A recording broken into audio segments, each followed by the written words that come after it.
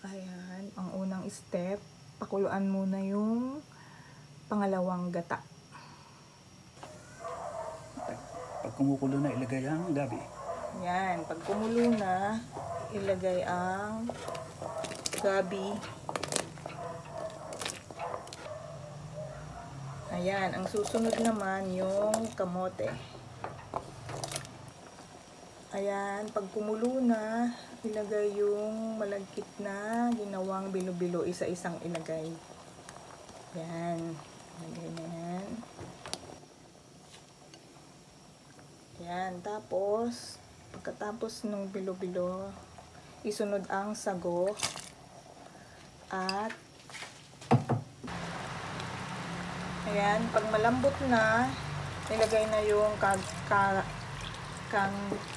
gata or yung purong gata. Ayan. Ayan, ito na po. Luto na ang bilo-bilo. Let's eat!